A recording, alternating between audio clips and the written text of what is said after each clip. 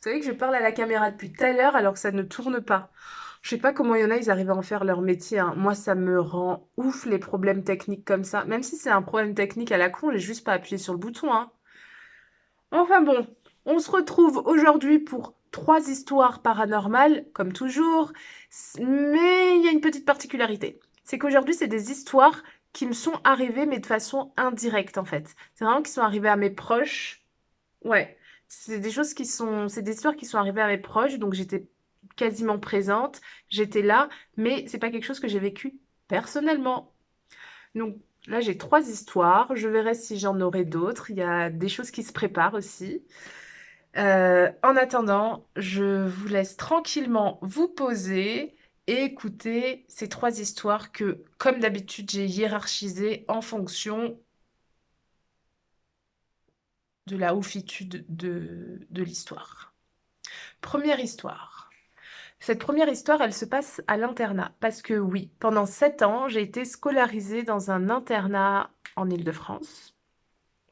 Et un super internat, un château, la Star Academy, un super jardin, des profs top, franchement, j'ai rien à dire. J'étais vraiment satisfaite de ma scolarité, une super ambiance. J'ai rencontré des super personnes avec qui je suis encore en contact aujourd'hui, donc voilà, rien que pour ça, merci. Bien évidemment, c'est un château et c'est un jardin. Il y a des choses qui ont dû. Il y a des choses qui se racontaient. Je me souviens, genre, ouais, c'est construit sur un ancien cimetière. Enfin voilà, tu mets des ados dans un espèce de lieu comme ça, il se passe toujours plein de trucs. Sauf qu'à titre personnel, j'ai pas vécu des trucs ouf.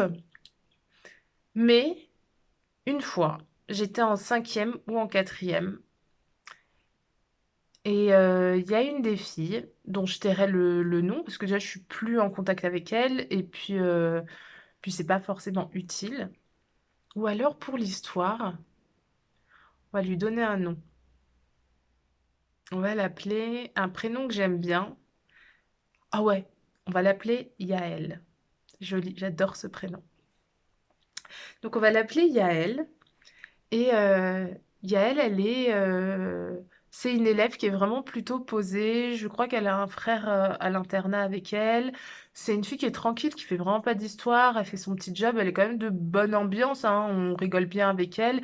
Mais sans plus, elle fait pas, comment dire, elle fait pas d'histoire, rien du tout. Elle est pas dans les coups. Elle vient, elle fait son taf et puis elle s'en va, quoi. Et donc là, je le précise parce que du coup, elle est de confession musulmane et pratiquante et on était en période de Ramadan à ce moment-là.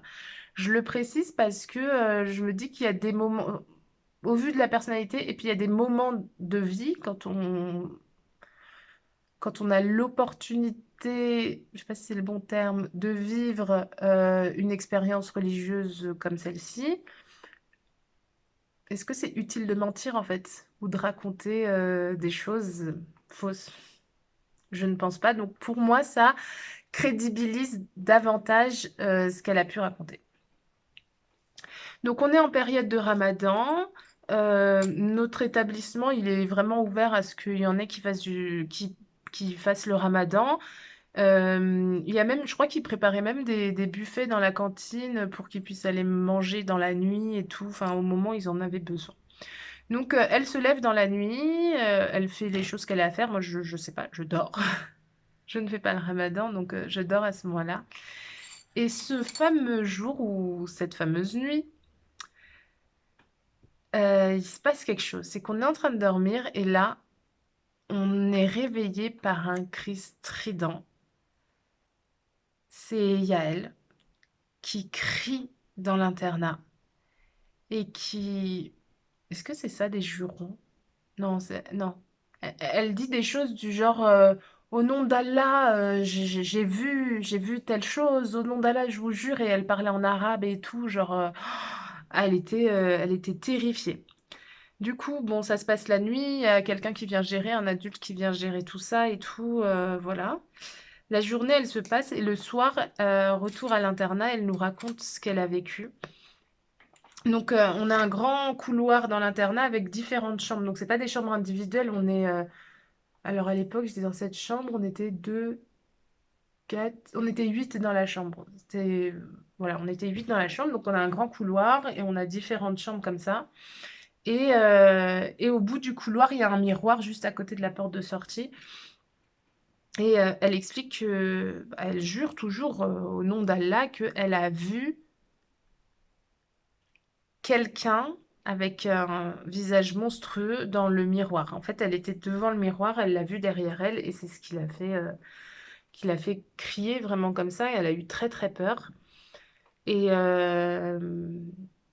dans mon souvenir, en fait, on est reparti du coup chez nous pour le week-end et elle est plus jamais revenue à l'internat. Donc elle a dû vraiment avoir très très peur ce jour-là.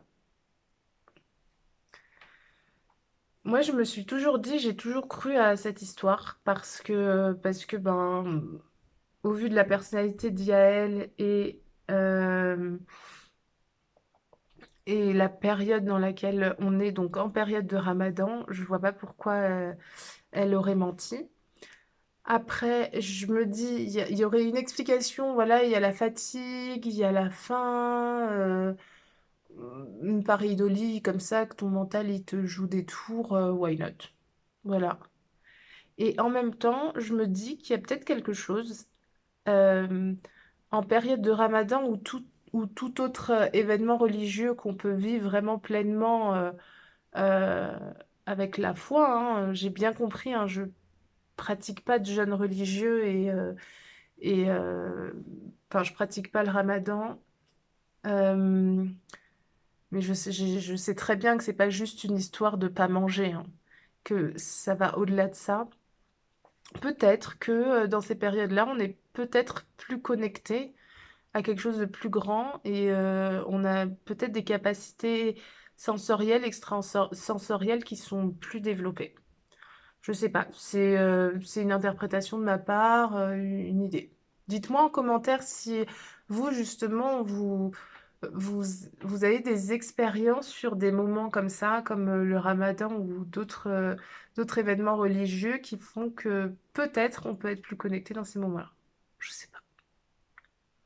Voilà, première histoire terminée. Je vous viens avec une deuxième histoire.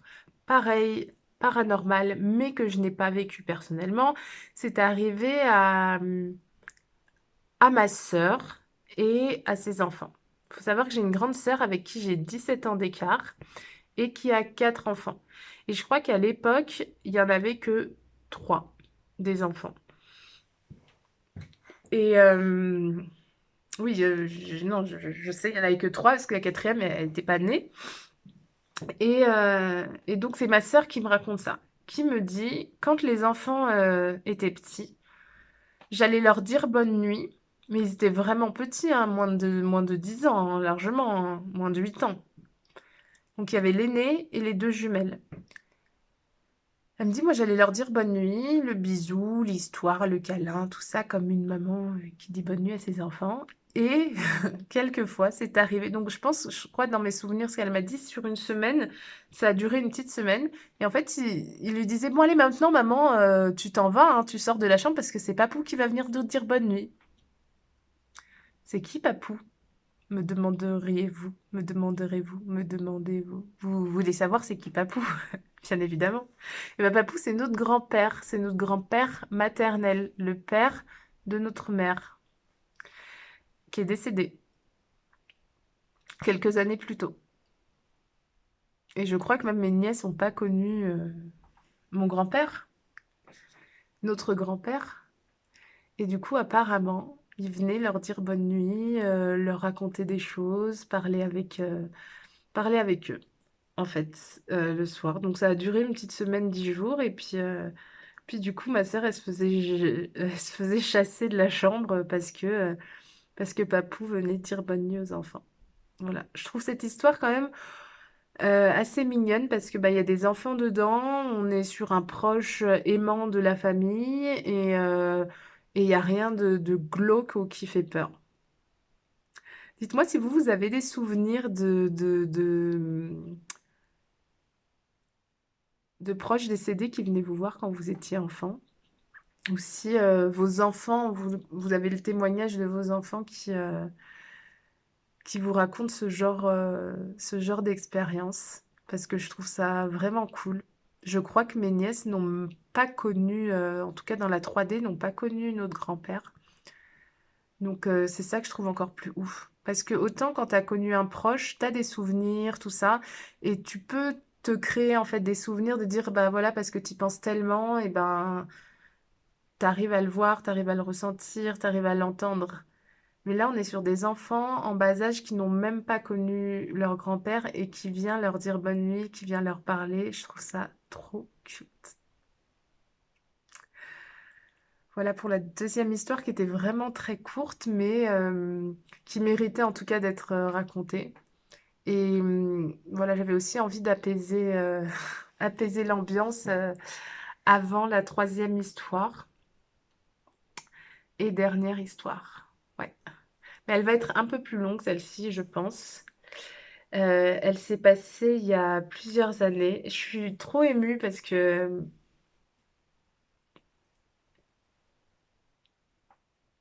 ça touche plein de pans de ma vie au-delà du côté. Donc c'est pas. Alors on peut le mettre dans la case paranormale, mais ça l'est pas du tout. Euh, quand on creuse un petit peu et qu'on connaît un peu ce genre d'expérience. Et ça vient toucher aussi beaucoup d'émotionnel. Des personnes que j'ai rencontrées sur une période de ma vie et je sais pas, il y a des choses qui se sont faites, des choses qui se sont pas faites, d'autres qui se sont dites, qui se sont pas dites. Et c'était, c'était de très belles rencontres. Donc voilà, ça me touche beaucoup. C'est une histoire qui me touche beaucoup. Parce que les gens qui ont vécu ça, je les porte énormément dans mon cœur, en fait. Donc, cette troisième et dernière histoire, elle se passe toujours à l'internat. Donc moi, ça fait des années que j'y suis. Et cette année-là, il y a un frère et une sœur qui viennent d'arriver. Du coup, je sais plus en quelle classe j'étais. En tout cas, il y a un frère et une sœur qui viennent d'arriver pour une année scolaire. Moi, je me lie d'amitié du coup ben, avec le frère et la sœur, qui n'ont pas le même âge. Donc le frère, je crois qu'on a le même âge et que sa sœur, bah, du coup, elle est un peu plus jeune. Mais je m'entends quand même bien avec eux et j'apprends au fur et à mesure du temps qu'ils sont venus en métropole parce qu'ils viennent de Martinique. Ils sont venus en métropole pour, pour la santé de sa sœur, qui apparemment est très malade et qu'elle a besoin de soins. Ok. J'ai eu l'opportunité, je crois, de rencontrer, de croiser leurs parents, et moi, je passais le plus clair de mon temps avec le frère parce que ben, on s'entendait vraiment très très bien. Il y a vraiment une alchimie, il y a eu vraiment quelque chose entre nous dès qu'on s'est rencontrés. Il s'est passé quelque chose, du coup, ben, on adorait passer du temps, on adorait passer du temps ensemble. En tout cas, moi, j'aimais beaucoup passer du temps avec lui. On parlait vraiment de tout et de rien. Il avait une particularité. Oh, non, dit comme ça fait un peu genre. C'était pas vraiment une particularité, mais c'était un très, très, très, très bon élève. Quelqu'un qui est bon dans tout, que ce soit en maths, en français, en sport, voilà. Il a des très bonnes notes, il s'en sort très bien. Il est doué dans tout. Voilà. C'est pas genre t'es moyen dans tout, non, t'as 19 de moyenne partout. Voilà. Et donc il était très intéressant comme garçon. On parlait vraiment de plein de choses. C'était super de partager ces moments avec lui. Et donc on parle pas trop de la santé de sa sœur. Mais voilà, je crois qu'elle avait un cancer qui s'est développé d'un côté, puis un autre de l'autre. Enfin voilà, c'était très compliqué. Sa sœur, elle, elle était spéciale et du coup, elle n'était pas forcément très très bien accueillie par les autres élèves. Donc c'était pas, elle était pas genre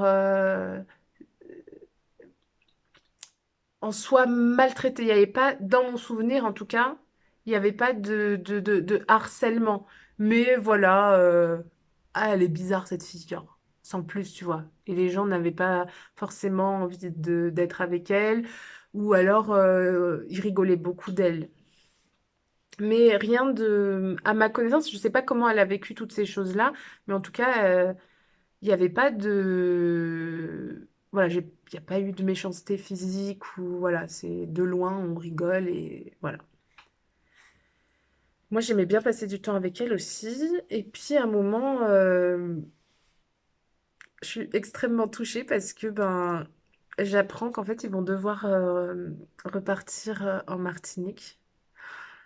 Du coup, c'est un gros déchirement pour moi parce que j'avais rencontré quelqu'un avec qui je passais le plus clair de mon temps et avec qui j'avais envie que ça continue en fait.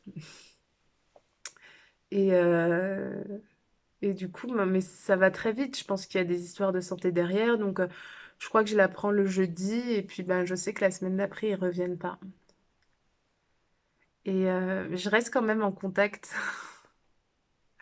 avec ce fabuleux garçon. On reste en contact, on s'appelle et tout. Et j'hésite à vous mettre une parenthèse dedans qui est trop mignonne, trop cute.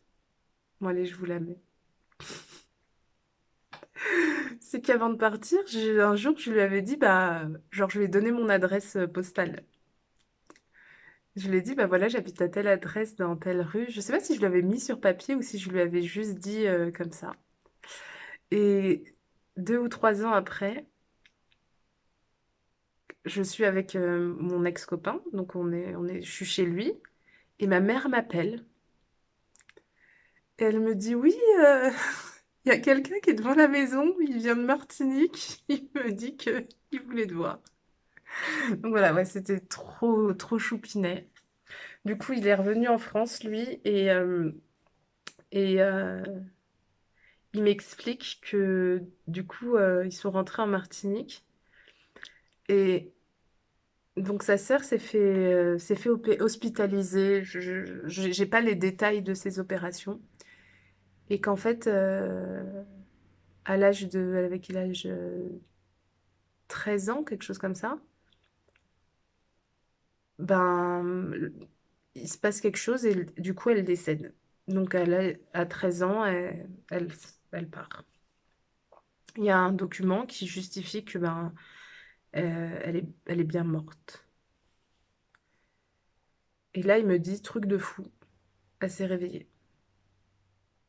Quelques heures dans la journée, elle s'est réveillée, elle était plus morte. Donc oui, ça peut faire partie du paranormal, mais on sait très bien que des expériences comme ça, il y en a plein. Il y en a plein tout le temps, des gens qui sont déclarés morts et qu'en fait, finalement, ça repart. Et depuis qu'elle a 13 ans, en fait, apparemment, parce que je crois que je ne l'ai pas revue, mais euh, elle a eu une super vie. Je crois qu'elle a été mannequin aussi. Et qu'après, je crois, si je dis pas de bêtises, à l'âge de 17 ans, ben, elle est partie définitivement. Voilà. Et depuis, ben, moi, je suis pas trop en contact avec, je suis plus trop en contact avec lui. Mais en tout cas, je sais à quel point c'était éprouvant pour cette famille. Et c'est même pas je pense, c'est que j'en suis sûre, c'est que vivre ce type d'expérience, ça doit vraiment pas être facile. On croit que c'est fini, finalement non, puis ça retombe dessus. Enfin, c'est waouh, j'y pense souvent. En tout cas, j'ai très souvent une pensée pour elle, pour lui, pour la famille. Dites-moi, vous, en commentaire, si vous avez déjà bah, soit vous avez été déclaré mort comme ça, ou un proche. C'est vraiment extraordinaire, le corps, la capacité du corps C'est pas ce qui se passe, c'est pas quelque chose que j'ai creusé scientifiquement parlant. Je m'intéresse au côté plutôt spirituel des gens qui sont partis de l'autre côté, qui ont vécu des choses et qui reviennent pour nous transmettre des informations de ce qu'ils ont vu, ce qu'ils ont vécu, de ce qu'ils ont ressenti. Mais en tout cas, je trouve ça ouf. Donc c'était 3 histoires paranormales, spirituelles, que j'ai vécues de façon indirecte. J'espère que ça vous a plu. Dites-moi s'il y en a une parmi les 3 qui vous a le plus touché. Donc je vous les rappelle. La première, ça se passe à l'internat en période de Ramadan. La deuxième, ce sont mes neveux qui ont vu mon grand-père le soir pour pouvoir leur dire bonne nuit. Et la troisième, ça concerne mes amis de la Martinique, avec une expérience de mort imminente. Je pense que ça s'appelle comme ça. Je vous embrasse, il y a plein d'autres histoires qui arrivent et je vous dis à bientôt!